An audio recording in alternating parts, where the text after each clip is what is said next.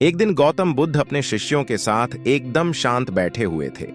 उन्हें इस प्रकार बैठे हुए देख शिष्य चिंतित हुए कि कहीं वह अस्वस्थ तो नहीं है। एक शिष्य ने उनसे पूछा कि आज वह मौन क्यों बैठे हैं, क्या शिष्यों से कोई गलती हो गई है। इसी बीच एक अन्य शिष्य ने पूछा कि क्या वह अस्वस्थ हैं, पर बुद्ध मौन रहे। तभी कुछ दूर खड़ा व्यक्ति जोर से चिल्लाया, आज मुझे सभा में बैठने की अनुमति क्यों नहीं दी गई है। लेकिन बुद्ध आंखें बंद करके ध्यान मग्न हो गए।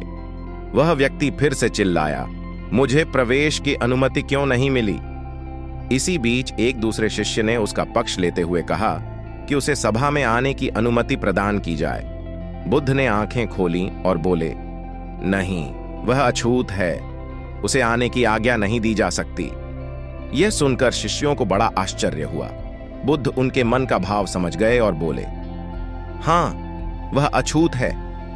इस पर कई शिष्य बोले, हमारे आश्रम में जात पात का कोई भेद ही नहीं, फिर वह अछूत कैसे हो गया। तब बुद्ध ने समझाया, आज वह क्रोधित होकर आया है।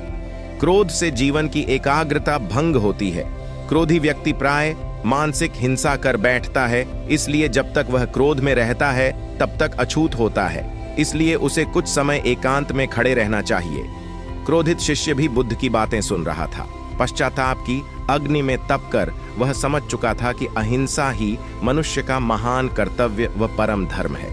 वह बुद्ध के चरणों में गिर पड़ा और कभी क्रोध न करने का प्रण लिया। शिक्षा, आशय यह है कि क्रोध के कारण व्यक्ति अनर्थ कर बैठता है और पश्चाताप उसे बाद में होता है, जिसका कोई लाभ नहीं मिलता। इसलिए हमें क्रोध नहीं करना चाहिए। असल मायने में क्रोधित व्यक्ति अछूत हो जाता है और उसे अकेला छोड़ देना चाहिए। क्रोध करने से तन, मन और धन तीनों की हानि होती है। क्रोध से ज्यादा हानिकारक कोई और वस्तु नहीं है। चलिए आज के लिए इतना ही, मिलते हैं अगली वीडियो में। धन्यवाद।